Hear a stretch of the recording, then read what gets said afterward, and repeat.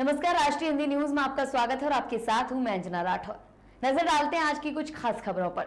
देश में चल रहे मंदिर मस्जिद विवाद के चलते एक दूसरे पर आरोप प्रत्यारोप का दौर चल रहा है और हिंदू मुस्लिम आमने सामने आ गए हैं। इसी बीच आगरा की शाही जामा मस्जिद की प्रबंधन समिति के अध्यक्ष के खिलाफ एफआईआर दर्ज होने का मामला सामने आया है। दरअसल मथुरा के केशव देव मंदिर की मूर्तियों को आगरा की शाही जामा मस्जिद परिसर के नीचे दबा होने के दावा करने वाले वकील को धमकी मिली है। इस मामले में आगरा पुलिस ने शाही जामा मस्जिद की प्रबंधन समिति के अध्यक्ष के खिलाफ एफआईआर दर्ज की है। आरोप है कि उन्होंने एक वकील को धमकी दी थी। मथुरा के वकील महेंद्र प्रताप सिंह ने हाल ही में भारतीय पुरातत्व सर्वेक्षण और केंद्र सरकार को लेटर भेजकर दावा किया था कि मथुरा में केशव देव मंदिर की मूर्तियों को मुगल सम्राट औरंगजेब ने आगरा के शाही जामा मस्जिद परिसर में साहिबा बेगम मस्जिद की सीढ़ियों के नीचे दफनाया था। आगरा के एसएसपी सुधीर कुमार सिंह ने मंटोला थाने में शाही जामा मस्जिद के इंतजामिया कमेटी के अध्यक्ष जाहिद उर्फ पप्पू के खिलाफ भड़काऊ बयान देने और उसे सोशल मीडिया पर वायरल करने को लेकर एफआईआर दर्ज की गई है। उन्होंने कहा है कि पुलिस सबूत जुटा रही है, इस संबंध में सख्त कार्रवाई की जाएगी। हम किसी को भी भड़काऊ बयान देने और सोशल मीडिया पर पोस्ट करने की अनुमति नहीं देंगे। एफआईआर के मुताबिक जाहिद ने शाही जामा मस्जिद परिसर में भाषण दिया था, जिस दौरान उन्होंने श्री कृष्ण जन्मभूमि मामले के वकील और याचिकाकर्ता को कथित रूप से धमकी दी थी। इसके बाद उन्होंने ऑडियो क्लिप सोशल मीडिया पर वायरल कर दी थी। उत्तर प्रदेश के हापुड़ जिले के इंडस्ट्रियल एरिया में शनिवार को बड़ा हादसा हो गया। यहां एक फैक्ट्री का बॉयलर फटने से 12 लोगों की मौत हो गई, जबकि 15 लोग जख्मी हो गए। वहीं इस घटना के बाद सरकार ने जांच का आदेश दिया है। साथ ही इसके लिए एक कमेटी भी गठित कर दी गई है, लेकिन इस घटना को लेकर तमाम सवाल उठने लगे हैं। इसके साथ ही चौंकाने वाली जानकारियां भी सामने आ रही हैं।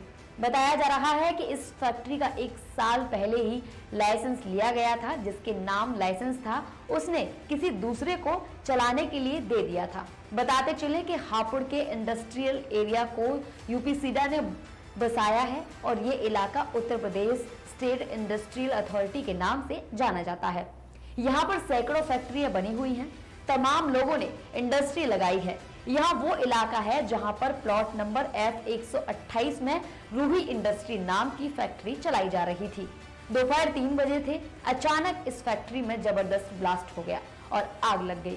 धमाका इतना तेज था कि 10 किलोमीटर दूर तक इस धमाके की आवाज सुनी गई।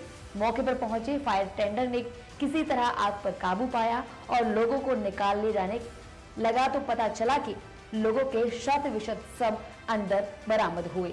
दरअसल ये इलेक्ट्रॉनिक इक्विपमेंट बनाने की फैक्ट्री है, जिसका लाइसेंस 2021 में लिया गया था। जिला अधिकारी हापुड़ ने बताया कि इस फैक्ट्री में केमिकल या फिर ऐसे ही धमाके जैसी चीजें कहां से आईं, इसकी जांच की जा रही है। आईजी ने बताया शुरुआती जांच में ये भी पता चला है कि इस फैक्ट्री में मालिक का नाम दिलशाद है, जो मेरठ का रहने वाला है। हाल ही में उसने एक फैक्ट्री को वसीम नाम के शख्स को किराए पर दे दिया था। फिलहाल मामले में जांच पड़ताल की जा रही है। उत्तर प्रदेश की राजनीति में नया अध्याय लिखने वाले योगी आदित्यनाथ का आज यानी 5 जून 2022 को 50वां जन्मदिन है। जन्मदिन की पूर्व संध्या पर काशी में अलग ही उत्साह देखा जा रहा है। शनिवार की शाम वाराणसी के 80 गंगा घाट किनारे विशेष आरती का आयोजन हुआ। इस दौरान न सिर्फ सीएम योगी आदित्यनाथ की रंगोली उकेरी गई, बल्कि उनके कटआउट के साथ लोगों ने सेल्फी भी ली, जबकि गंगा आरती के दौरान गंगा घाट पर बुलडोजर को भी शामिल किया गया। बताते चले कि सीएम योगी आदित्यनाथ यूपी में अब बुलडोजर बाबा के नाम से भी जाने जाते हैं। सीएम योगी ने 50वें जन्मदिन की पूर्व संध्या पर हिंदू युवा वाहिनी और मां गंगा सेवा समिति के गंगा आरती का विशेष आयोजन रखा था। ये कार्यक्रम सभी के लिए आकर्षण का केंद्र रहा। कार्यक्रम आयोजन हिंदू युवा वाहिनी के महामंत्री अभिषेक श्रीवास्तव उर्फ गोलू ने जानकारी देते हुए बताया कि सीएम योगी के 50वें जन्मदिन की पूर्व संध्या पर भव्य गंगा आरती का आयोजन अस्सी घाट पर किया गया और बुलडोजर को भी अस्सी घाट पर उतारकर मां गंगा से प्रार्थना की गई कि जिस तरह से सीएम योगी ने बीते 5 सालों में माफियाओं की कमर तोड़ी है, उससे भी दोगुना गति से काम करें और पूरे यूपी को माफिया मुक्त करने का काम करें। जम्मू कश्मीर में इन दिनों आतंकियों की सुगबुगाहट तेज हो गई है। वादी में आतंक का परचम फहराने के लिए आतंकवादियों ने बीते 1 मई से लेकर अब तक 3 गैर मुस्लिम सरकारी कर्मचारियों को मौत की नींद सुला दिया है। इसके अलावा कई अन्य मासूम भी आतंकियों की गोली का शिकार हुए हैं। इस वजह से केंद्र सरकार विपक्ष के निशाने पर आ गई है। कश्मीर में बीते दिनों राजस्व विभाग के में कार्यरत राहुल भट्ट, शिक्षक राजवाला और राजस्थान के निवासी एक बैंक कर्मचारी की आतंकियों ने गोली मारकर हत्या कर दी है। कश्मीर में हो रही इन टारगेट किलिंग को लेकर शनिवार को छत्तीसगढ़ के मुख्यमंत्री भूपेश बघेल ने केंद्र सरकार पर निशाना साधा है। भूपेश बघेल ने कहा है कि आतंकियों के खिलाफ केंद्र सरकार की अपनाई गई रणनीति पूरी तरह से फेल साबित हो रही है, जिसके कारण कश्मीर में मासूम लोगों को आतंकियों की गोलियों का निशाना बनना पड़ रहा है। भूपेश बघेल के अनुसार आतंकी पहले कश्मीरी पंडितों को अपनी गोलियों का निशाना बना रहे थे, वहीं अब प्रवासी मजदूरों पर आतंकियों के हमले आम हो गए हैं। केंद्र सरकार ने जो रणनीति आतंकियों के खिलाफ अपनाई है वो पूरी तरह से असफल साबित हो रही है। वहीं समस्या अभी भी बनी हुई है। बता दें कि हाल ही में आतंकियों ने कश्मीर में दहशत फैलाने के लिए बीते गुरुवार जम्मू कश्मीर के कुलगाम में जिले में एक बैंक मैनेजर विजय कुमार की उनके ऑफिस में घुसकर गोली मारकर हत्या कर दी थी। वहीं जम्मू के सांबा जिले की रहने वाली एक महिला टीचर रजनी वाला को आतंकियों ने अपना निशाना बनाया था, जिसके बाद कई लोग अपने घरों से निकलने में कतरा रहे हैं। अमेरिकी राष्ट्रपति जो बाइडेन की सुरक्षा में बड़ी चूक को लेकर खबर सामने आई है। रेहोबोथ बीच इलाके में नो फ्लाइट जोन में अचानक एक विमान घुस गया, जिसे देखते ही सुरक्षा एजेंसी अलर्ट हो गई और बाइडेन और उनकी पत्नी को तुरंत सेफ हाउस में भेज दिया। व्हाइट हाउस और सीक्रेट सर्विस ने कहा है कि छोटा निजी हवाई जहाज शनिवार को राष्ट्रपति जो बाइडेन के डेलावेयर वेकेशन होम के पास गलती से नो फ्लाइट जोन में घुस आया था, जिसके बाद राष्ट्रपति और उनकी पत्नी को वहां से निकाला गया और कुछ समय के लिए एक सुरक्षित जगह पर भेजा गया। व्हाइट हाउस ने कहा है कि बाइडेन या उनके परिवार को कोई खतरा नहीं है और यह एहतियाती कदम उठाया गया था। बाइडेन और उनकी पत्नी जिल अपने रेहोबोथ बीच होम लौट आई हैं। सीक्रेट सर्विस ने एक बयान में कहा है कि गलती से नो फ्लाई जोन में विमान प्रवेश कर गया था, उसे तुरंत बाहर कर दिया गया। एजेंसियों ने कहा है कि अब उस पायलट से पूछताछ कर रही है। शुरुआती जांच में पता चला है कि विमान प्रॉपर रेडियो चैनल पर नहीं था और फ्लाइट गाइडलाइंस का पालन नहीं कर रहा था। बताते चले कि फेडरल एविएशन एडमिनिस्ट्रेशन ने इस सप्ताह की शुरुआत में बाइडेन के रेहोबोथ बीच की यात्रा से पहले इस इलाके को नो फ्लाई जोन घोषित किया है। इसमें 30 मील तक का इलाका शामिल किया गया है। फेडरल नियमों के मुताबिक पायलटों को उड़ान भरने से पहले अपने मार्ग पर नो फ्लाई जोन की जांच करनी होगी। वहीं उड़ान प्रतिबंधों का उल्लंघन करने वालों को अमेरिकी सैन्य जेट और तटरक्षक एक हवाई क्षेत्र में ले जाते हैं, जहां कानून परिवर्तन द्वारा हवाई कर्मचारियों से पूछताछ की जाती है और संभावित आपराधिक या नागरिक दंड का सामना करना पड़ता है।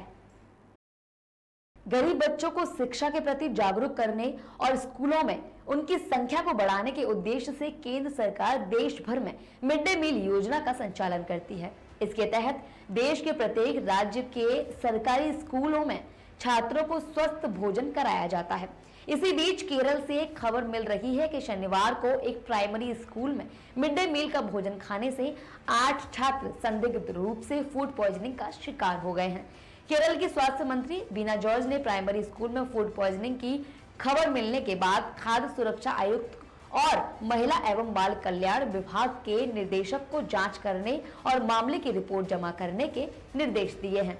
फिलहाल फूड पॉइजनिंग से बीमार हुए छात्रों को इलाज के लिए अस्पताल में भर्ती कराया गया है। बता दें कि फूड पॉइजनिंग की ये घटना केरल के अलापुझा जिले के कायमकुलम के सरकारी अपर प्राइमरी स्कूल की बताई जा रही है। जानकारी के मुताबिक प्राइमरी स्कूल में शुक्रवार को मिड डे मील के तहत मिलने वाले खाने को खाने के बाद तकरीबन 18 बच्चों ने बेचैनी महसूस होने की शिकायत की थी, जिसके बाद स्वास्थ्य अधिकारियों ने स्कूल का दौरा करने के साथ ही वहां मिलने वाले भोजन और पानी के नमूने लिए थे। इसके अलावा 2 मई को केरल के कासरगोड जिले के चेरुवत्रू कस्बे में एक दुकान पर संदिग्ध फूड पॉइजनिंग के कारण एक 17 वर्षीय स्कूली छात्रा की मौत हो गई थी और 18 अन्य बीमार हो गए थे। फिलहाल जिस दुकान पर फूड पॉइजनिंग की घटना हुई उसे सील कर दिया गया है और पुलिस ने खाना बनाने वाले को हिरासत में ले लिया है। कश्मीर में टारगेट किलिंग की घटनाएं तेजी से देखने को मिल रही हैं।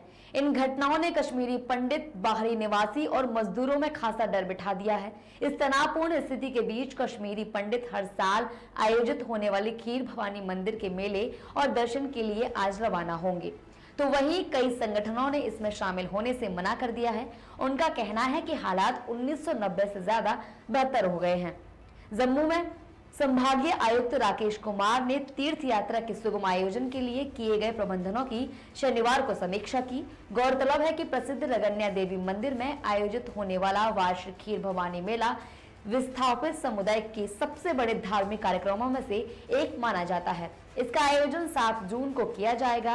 माता खीर भवानी समिति के अनुसार इस साल यात्रा 5 जून को यहां नगरोटा से शुरू होगी, ताकि तीर्थयात्री 7 जून को मेला दिवस पर धार्मिक पूजा प्रार्थना में शामिल हो सकें। बता दें कि आतंकियों द्वारा कश्मीर पर लगातार की जा रही टारगेट किलिंग के बाद घाटी में लगातार सुरक्षा पर सवाल उठ रहे हैं। घाटी में लगातार बिगड़ती सुरक्षा व्यवस्था के बीच कई कश्मीरी पंडित संगठनों ने इस साल की माता खीर भवानी की यात्रा को स्थगित करने का फैसला किया है। जम्मू में सोन कश्मीर और विस्थापित कश्मीरी पंडितों की सबसे बड़ी कॉलोनी जगती में रह रहे कश्मीरी पंडितों में इस साल इस यात्रा को न करने का फैसला किया है। सोन कश्मीर और जगती टूर्नामेंट्स समिति के अध्यक्ष शादीलाल पंडित के मुताबिक कश्मीर में जो हालात इस समय बन रहे हैं ये 1990 से भी बदतर हैं। उन्होंने कहा कि 1994 में उनकी संस्था कुछ साधु संतों को लेकर खीर भवानी की यात्रा पर गई थी। उसके बाद से लगातार ये यात्रा हो रही है, लेकिन पिछले 2 सालों से ये यात्रा को भीड़ के चलते नहीं हो सकी। हालांकि इस बार जिस तरह के हालात कश्मीर में बन रहे हैं और जिस तरह से कश्मीरी पंडितों और हिंदुओं को निशाना बनाया जा रहा है, ऐसे में इस यात्रा को करना मुनासिब नहीं है। पंजाबी गायक सिद्धू मूसेवाला की पंजाब में बीते 29 मई को अज्ञात हमलावरों ने गोली मारकर दिन दहाड़े हत्या कर दी थी। इसके बाद से पंजाब की सियासत काफी गर्म हो गई है। पंजाबी सिंगर सिद्धू मूसेवाला के समर्थक लगातार न्याय की मांग कर रहे हैं। वहीं अपने बेटे की मौत के बाद सिद्धू मूसेवाला के माता पिता ने शनिवार को गृह मंत्री अमित शाह से मिलकर न्याय की गुहार लगाई है। मीडिया रिपोर्ट्स के मुताबिक इस दौरान परिवार ने अपने बेटे की हत्या की जांच सीबीआई से कराने की मांग की है। इस बीच अब ये कयास लगाए जा रहे हैं कि दिवंगत पंजाबी गायक सिद्धू मूसेवाला के पिता किसी राजनीतिक दल से जुड़ सकते हैं या फिर आने वाले समय में चुनाव लड़ सकते हैं। हालांकि इसके मद्देनजर सिद्धू के पिता ने चुनाव लड़ने और राजनीतिक पार्टी में शामिल होने की किसी भी खबर का खंडन करते हुए इसे अफवाह बताया है। उन्होंने सोशल मीडिया पर एक वीडियो अपलोड कर इस बात की जानकारी देते हुए लोगों को अफवाहों पर ध्यान नहीं देने के लिए कहा। अपने बेटे के यूट्यूब चैनल और सोशल मीडिया अकाउंट्स पर सिद्धू के पिता ने एक 55 सेकंड का वीडियो शेयर कर इस बात की जानकारी दी है। उन्होंने कहा है, हाल ही में मैंने अपने बेटे को खो दिया है। मुझे लेकर कई तरह की अफवाह चल रही हैं, जिस पर विश्वास नहीं करें। मेरा किसी भी तरह का कोई चुनाव लड़ने का इरादा नहीं है। मैं अभी बात करने की स्थिति में नहीं हूं। 8 जून को एक प्रार्थना सभा का आयोजन किया जाएगा, जिसमें मैं आप सभी के सवालों के जवाब दे दूंगा। बता दें कि बीती 28 मई को पंजाब सरकार ने राज्य के 424 लोगों की सुरक्षा घेरे को कम कर दिया था, जिसमें सिद्धू मूसेवाला भी शामिल थे। जिसके एक ही दिन बाद 29 मई को कानून से बेखौफ बदमाशों ने एक के बाद एक गोलियां दागते हुए सिद्धू मूसेवाला के शरीर में 19 गोलियां दाग दी थी, जिससे उनकी मौत हो गई थी। अगर मैं तुहाडे नाल एक दो गल्लां करनियां सी। मैं जो सोशल मीडिया ते देख के मेरा मन भी बहुत दुखी हुंदा है। तरह तरह दी गल्लां जो चल रही ने, इन्हां ते यकीन ना करो। हाले मेरे पुत्र का सिवा ठंडा नहीं होया। मेरा किसी इलैक्शन का कोई मन नहीं है। बस तुसी दुख दे विच मेरा साथ दिता है, तुहाडा कोटन कोटन धन्नवाद। बाकी मेरी तुहाडी सारिआं दे चरनां 'च एक बेनती है, 8 तरीक नूं बच्चे का भोग है, तुसीं आयो। रहिंदियां सारियां गल्लां दिल खोल के मैं तुहाडे नाल सांझियां करूँगा। ਮੇਰਾ ਮਨ ਇਸ ਸਮੇਂ ਬਹੁਤਾ ਕੁਝ ਕਹਿਣ ਦੇ ਹਾਲਾਤ ਦੇ ਵਿੱਚ ਹੈ ਨਹੀਂ ਹੈ। ओडिशा के मुख्यमंत्री नवीन पटनायक 2024 में होने वाले आम चुनाव और विधानसभा चुनाव के मद्देनजर अपने मंत्रिमंडल में बड़ा बदलाव करने जा रहे हैं। शनिवार को ओडिशा सरकार के सभी कैबिनेट मंत्रियों ने अपना इस्तीफा सौंप दिया है। फिलहाल आज सुबह 12 बजे के करीब ओडिशा में नए मंत्रिमंडल को शपथ दिलाई जाएगी। बताया जा रहा है कि देश में पहली बार ऐसा हो रहा है जब किसी राज्य के सभी कैबिनेट मंत्रियों ने एक साथ एक ही बार में अपने कार्यकाल से इस्तीफा दे दिया। फिलहाल ओडिशा के नए मंत्रिमंडल का शपथ ग्रहण समारोह का आयोजन भुवनेश्वर में लोक सेवा भवन के नए सम्मेलन केंद्र में किया जाएगा। वहीं कयास लगाए जा रहे हैं कि राज्य की नवीन पटनायक सरकार 2024 में होने वाले लोकसभा चुनाव और उसी साल होने वाले विधानसभा चुनावों को लेकर सतर्क हो गई है। काफी सोच विचार के बाद उनकी पार्टी ने कैबिनेट में युवा और वरिष्ठ दोनों को अवसर देने का कदम उठाने का सोचा है। 29 मई को नवीन पटनायक ने ओडिशा के मुख्यमंत्री के रूप में लगातार अपने 5वें कार्यकाल के 3 साल पूरे कर लिए हैं। जानकारी के अनुसार सरकार के 3 साल कार्यकाल के दौरान बेहतर प्रदर्शन करने वाले नेताओं को पार्टी संगठन में महत्वपूर्ण जिम्मेदारियां मिल सकती हैं। उत्तर प्रदेश पुलिस ने कानपुर में हिंसा और पथराव की घटना के एक दिन बाद शनिवार को 500 लोगों के खिलाफ मामला दर्ज किया है। बता दें कि हिंसा की घटनाओं में 40 लोग घायल हो गए थे। हिंसा से प्रभावित इलाकों में कड़ी सुरक्षा व्यवस्था की गई है और शांति का माहौल है। अपर पुलिस आयुक्त आनंद प्रकाश तिवारी ने बताया कि घटनाओं के संबंध में 18 लोगों को गिरफ्तार किया गया है और कुछ लोगों को पूछताछ के लिए हिरासत में लिया गया है। अपर पुलिस आयुक्त ने कहा, स्थिति शांतिपूर्ण है और हम 24 घंटे निगरानी कर रहे हैं। वहीं सूत्रों के मुताबिक पुलिस के दलों ने पिछली रात कम से कम 12 संदिग्धों को हिरासत में लिया। वहीं इस मामले में एसएचओ ने कहा कि हयात और उनके समर्थकों ने पैगंबर मोहम्मद के खिलाफ कथित आपत्तिजनक टिप्पणी के विरोध में शुक्रवार को दुकानें बंद करने का आह्वान किया था। प्राथमिकी में कहा गया है कि दंगाइयों ने घातक हथियारों का इस्तेमाल किया, पेट्रोल बम फेंके और सड़कों पर हंगामा किया, जिससे इलाके में दहशत फैल गई। लोगों ने जबरन दुकानें बंद कराने का प्रयास किया तो परेड, नई सड़क और यतीम खाना इलाकों में झड़पें हुई। पुलिस ने शनिवार को कहा कि इन झड़पों में पुलिस कर्मियों समेत कम से कम 40 लोग घायल हो गए हैं। फिलहाल के लिए खबरों में इतना ही। देखते रहिए राष्ट्रीय हिंदी न्यूज। जय हिंद।